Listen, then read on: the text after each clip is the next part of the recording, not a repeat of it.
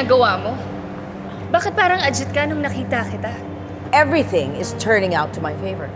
Hindi na malocate yung bag tag. Ito na lang nga yung hope natin para matagpuan natin si Doc Carlos at mabawi si Annalyn na wala pa. Nasaan si Annalyn? Nasa ba talaga si Annalyn? Bakit ayaw niyo akong sagutin? Nawawala si Annalyn. Ang alam namin, kinidnap siya ni Carlos. Pwede ba bitawan niyo ako? Pupuntahan ko si Carlos! Hello, anak. Si Carlos to. Sabihin mo kung saan kita mapupuntahan. Kailangan din kita makausap. Boss, ano meron? May nakitang patay. Doktorata. Wala kang konsensya! At pinagsisisihan ko na may tatay akong kriminal! Almost a day has passed, and no one has any leads or news on where she is. We should do something. Do you think I just want to sit here not doing anything? Gusto ko muna makita si Annalyn. Alam ko ikaw ang kumuha sa kanya. Nasaan siya? Di pwede. Anong hindi pwede? Nasaan siya? Apex Medical Center, Neurosurgery Department. Oh, ito ba kaibigan mo? May natagpuan hong bangkay dito sa may barangay La Guardia. Doc Lindon, no? Patay na ho siya. Sir, is that about Annalyn? It's about Doc Lindon. He was found dead. What?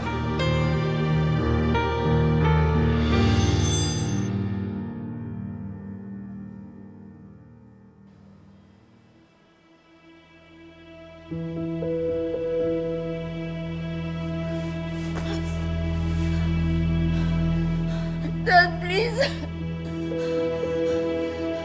Tulong! Tulong! Annalyn? Buhay si Annalyn. Buhay siya. Zoe! Zoe! Tulong! Tulong! Ba't natanggal yung busal mo? Tulong! Ha? Sino ka? Huwag kang maingay! Butawag!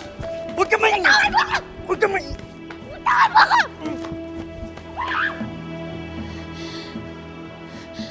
Annalyn! Lilit! Lilit, nananaginip ka. Nananaginip ka lang. Si Annalyn pa naginipan ko. Hinahabol ko daw siya, tumatakbo siya pero hindi ko siya naabutan eh. Tapos hindi ko na siya makita. Sir, ano kayang ibig sabihin ng panaginip ko? Huwag kang mag-alala, Lynette. Makakasama pa natin si Annalyn ng matagal na matagal. Okay? Panaginip lang yun. Nasaan na kaya si Annalyn?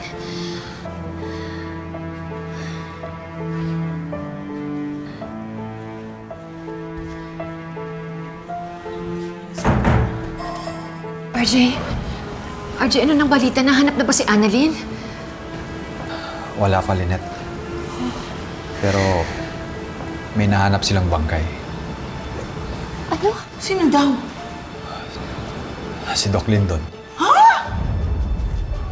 Patay na si Doc Lindon? Binaon siya sa lupa at hinala nila pinatay siya. Oh my gosh. Eh, sino naman ang gagawa nung kay Doc Lindon? Ang suspect nila si Carlos. Ha? Carlos? Eh, di ba magkaibigan silang dalawa?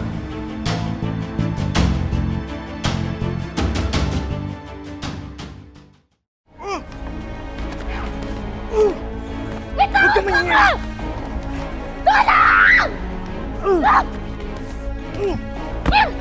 Tulong! Bitawan mo ako! Huwag kang maingay! Tulong! Tumahimik ka! Bitawan mo ako! Sino ka ba? Tahimik! Tulong!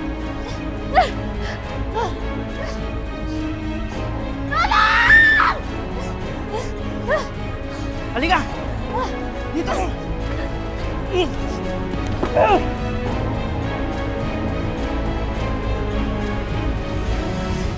RJ, please.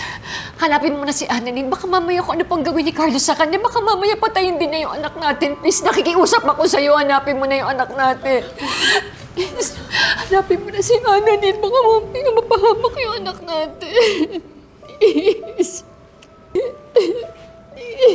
Please. Hanapin mo na si Annalyn, please.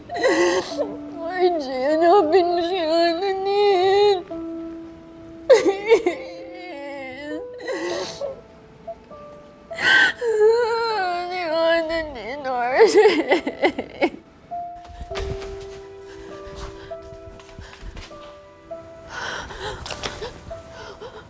Dugo!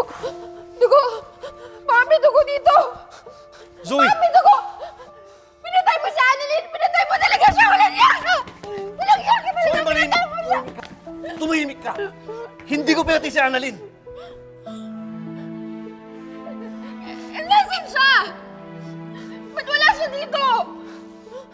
Di ko alam, dapat nandito siya eh! Baka nakatakas siya! Kailangan ko siyang hanapin! Sasama ako! Zoe, nag-iisip ka ba? Dapat ma-realize mo, di ka pwede magkita ni Annalyn. Di tayo pwede magkita magkasama. Sasabit tayo. Sasabit ako, ikaw. Di ba naintindihan yun? Boss, nasaan si Annalyn? Ha? Bakit ito pinatakas? Relax, boss! Ano? Nilipat ko lang ng kwarto. Bakit? Eh, ang ingay yung dalawa eh. Paano kung mabuking tayo? Sige na, bantayan mo siya, baka makawala siya. Bisa mo! Buhay si Annalyn! Buhay siya! Hindi namin pinabayaan ng kapatid mo. Hindi namin siya sinaktan eh. Dahil gusto kong isipin ni Lynette na hindi ako masama sa anak niya. Ayaw kong isipin niya na masamang tao ako. Bobo ka ba? Pagkatapos ng lahat ng ginawa mo, sa tingin mo, hindi masama ang tingin sa'yo ni Tita Lynette? Alam mo, kahit anong gawin mo, masama ang tingin niya sa'yo. At hindi lang siya, pati lahat ng tao.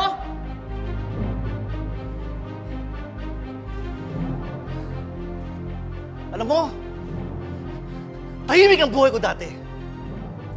Pero ginulong ng mami mo. Ginulong mo nung nagpakilala kang anak kita. Bakit sinabi ko bang tanggapin mo ko? Kasalanan ko ba na nabuntis mo yung mami ko? Aminin mo na, Zoe. Gusto mong tanggapin kita bilang anak ko. Dahil sinusuka ka ni RJ. Dahil masama ang ugali mo. Pinagsisisihan ko na naging tatay kita! Kung hindi dahil sa akin, matagal ka ng patay. Dahil binalik ang lolo mo. Kung hindi dahil sa akin, matagal na sinabi ng lolo mo na anak kita.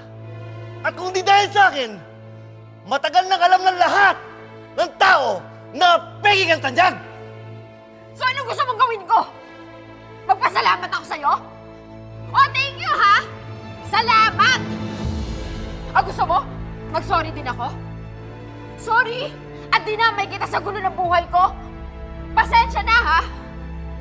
Pasensya na! Nalaman ko pa na tatay kita! Sana hindi ko na lang nalaman! Sana hindi ko na lang nalaman! Sorry, ha? Sorry, ha?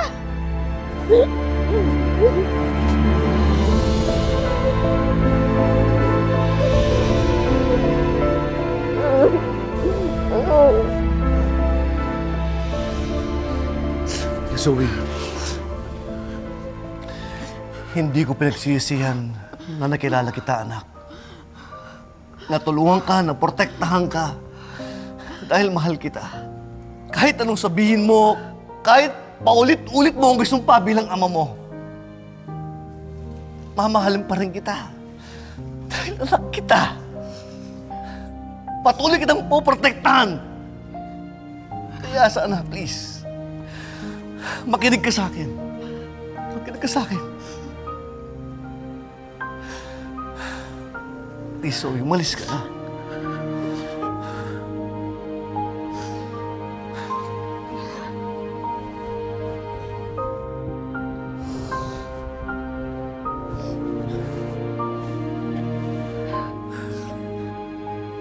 Aalis ako.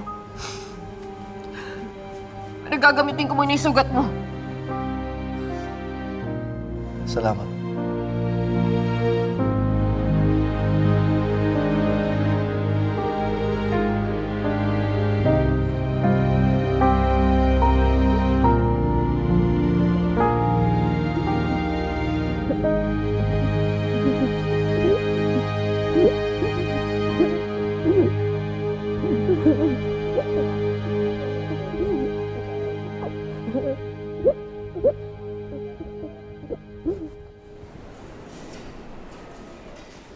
Talaga? Wala na si Doc Lindon? Kumpirmado. Wala na si Doc Lindon. Bakit ka namatay? Excuse me? You're Ligon, right? Yes. Dr. Kim? You're the one who called Dr. RJ about Lyndon, right? Yes. Do you know Doc Lindon? I haven't met him, but when I was medical resident in Seoul, I read a research paper by Dr. Lyndon. He's a brilliant doctor. I can't believe this happened to him. Me too. I wonder who will do this to Doc Lindon. May tatanong lang po ako tungkol po kay Doc Lindon. Si Doc Javier. Lagi ka daw po na binibisita po dito eh. Alam niyo po ba kung nasan po siya? You know, Annalyn told me that the last person Dr. Lyndon visited before he went to missing was Dr. Benitez.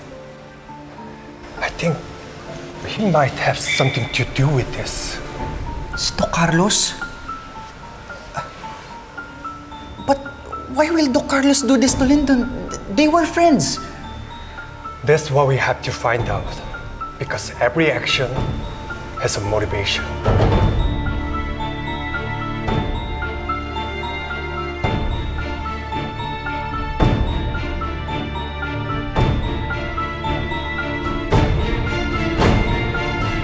Salamat anak ha. Paggamot mo sa sugat ko. Wala yun. Ano ba kasi talagang goal mo? Bakit mo kinidnap si Annalyn? Na-cancel na naman yung wedding. Ano pang gusto mo? Para saktan ba si Tita Lynette? Or gusto mo ba si Tita Lynette in exchange for Annalyn? Ano ba? Alam mo, kahit makuha mo si Tita Lynette, she still hates you. So, it's futile. Alam ko. Pero hindi naman yun ang plano ko eh. Anong plano mo? Kailangan maging okay kami ni Lynette. Para balikan niya ako. Para mahalin niya ako. At dun ko kailangan si Annalyn. Alam mo, hindi alam ni Annalyn na ako ang kumidnap sa kanya. So papalabasin ko na ako ang magliligtas kay Annalyn sa mga kidnapper. Eh di siyempre, magkakaroon ng utang na loob sa akin si Lynette. Siyempre, babalikan niya ako. Tatanggapin niya ako. Dad, I don't think your plan will work. Alam mo ba na ikaw ang main suspect doon sa sunog sa wedding ni Tita Lynette? Eh, wala naman silang ebidensya eh. Nakita ka ni Mami. Kaya nga lahat sila galit sa'yo eh. Kaya mo, madaling musutan yun. Dad, alam mo, sa tingin ko hindi mag-work yan. Yung plano mo na ikaw yung nagligtas kay Annalyn, wala maniniwala sa'yo. Wala! Bakit ba kontra ka ng kontra? Ayaw mo ko maging masaya? Dad, hindi naman sa kumukontra ako. Gusto ko maging masaya. Pero, nilalatag ko lang yung mga facts. Hindi ko kailangan ng facts mo. Magtatagumpay ako sa mga plano ko. Kaya, please, pwede ba? Malis ka na. Baka makita ka pa ni Annalyn dito. Pero, Dad... Sige na, umalis ka na! Sige. Ingat ka. Sige na. Sigurado ka ba dyan? Paano kung hindi mag-work? Paano kung hindi? Hindi totoo yan. Guni-guni lang kita. Grabe ka talaga.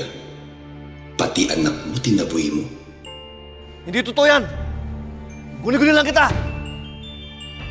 Sino na lang kakampi mo? Kawawa ka naman. Tumahimik ka! Tumahimik ka!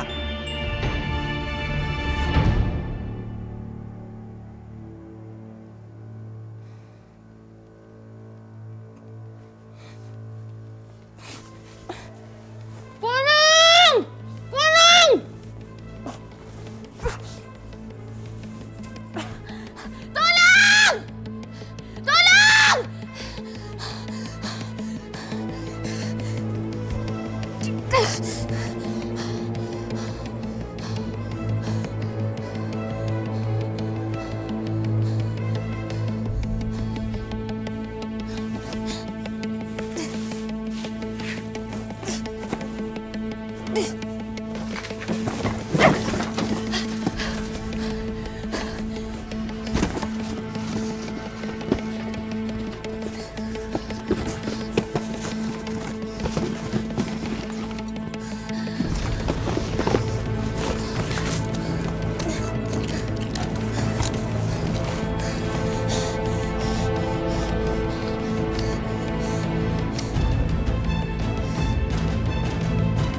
Ano ba yan?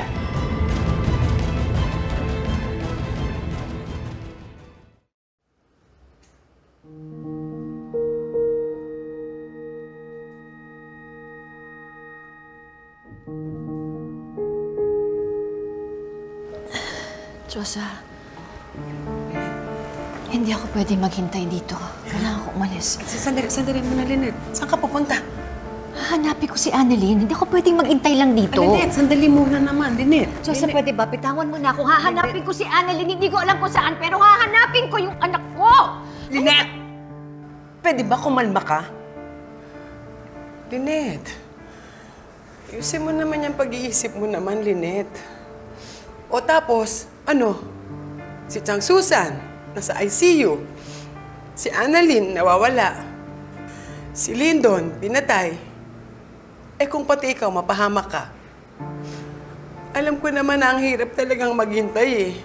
Lalo na para sa'yo kasi nanay ka. Pero Lynette, wala naman talaga tayong magagawa.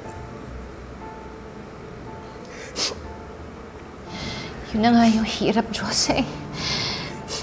Naghihintay ako at wala akong magawa. Yun yung pinakamahirap.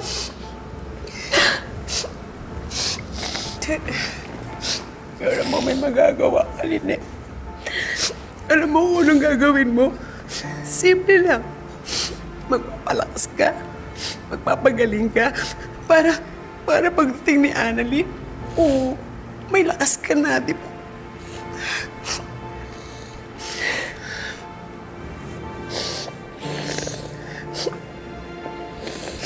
Ay, naku. Teka nga, Buya. Ikukuha lang kita ng tubig, ha? Diyan ka lang, huwag kang aalis, ha? Kukuha kita ng tubig.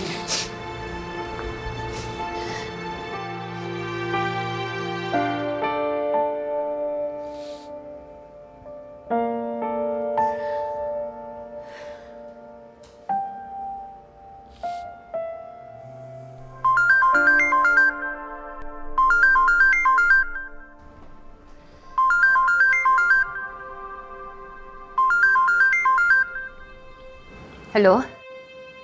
Kumusta ka, Lynette? Sino to? Ang bilis mo noon makalimot, mahal. Carlos? Carlos, ikaw ba to? Oo, mahal. Si Carlos to ang asawa mo. Hayop ka! Nasaan ang anak ko? Ibalik mo sa akin si Annalyn! Ibalik mo sa akin ang anak ko! Ano? Nawawala si Annalyn. Lynette, wala sa akin si Annalyn. Hindi ko magagawang kidnapin yung anak mo. Sinungaling ka! Hindi mo magagawa. Pinatay mo nga si Doc Lyndon! Ano? Patay na si Doc Lyndon? Pwede ba, Carlos? Tumigil ka na sa mga kasinungalingan mo. Alam kong ikaw ang pumatay sa kanya. Diba? Ikaw ang pumatay kay Doc Lyndon. Lynette, hindi ko kayang patayin si Doc Lyndon. Hindi lang siya doktor sa East Ridge. Para ko siyang tunay na anak. Handa ko ang ibigay yung buhay ko sa kanya, hindi ba? At yung pagiging baliw mo, alam ko gawa-gawa mo lang lahat ng mga yan. Ano, tama ako, di ba? Ano?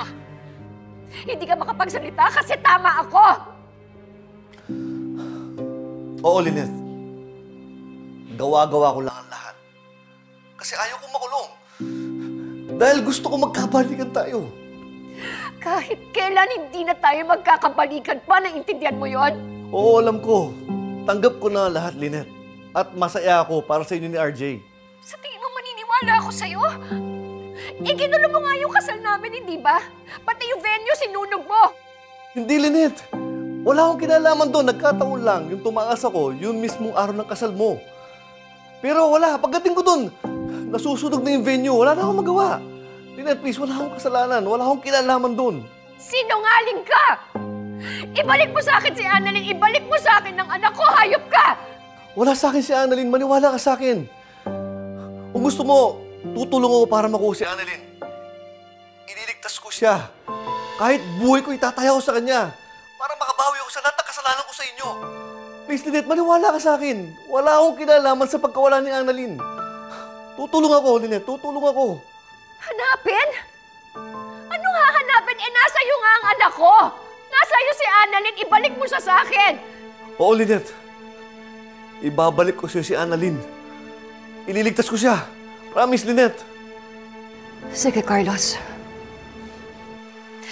Maniniwala lang ako sa iyo. At patatawarin lang kita kung ibabalik mo ng buhay sa akin ang anak ko.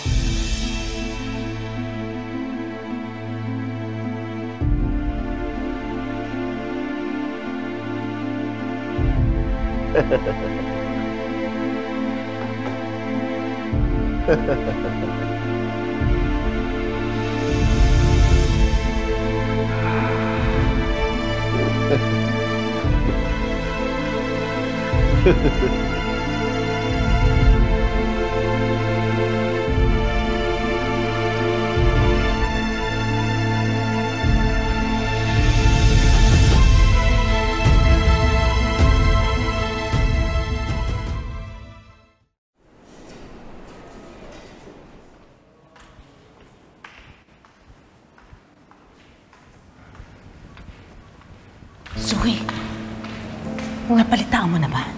Patay na si Doc Lindon. Oo, alam ko. Matagal na? Teka, killed him. Kilala mo ba? Come on, tell me.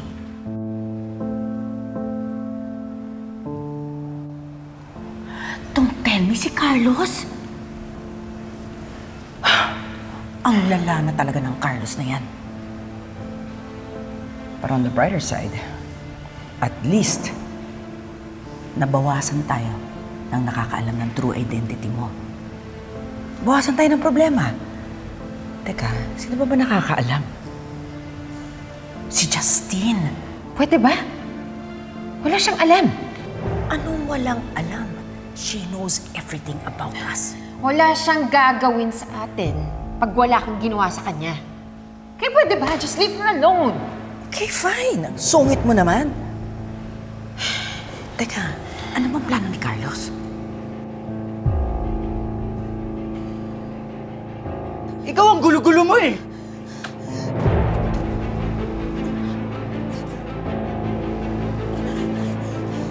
Huwag ka magulo ha! Napakakulit mo!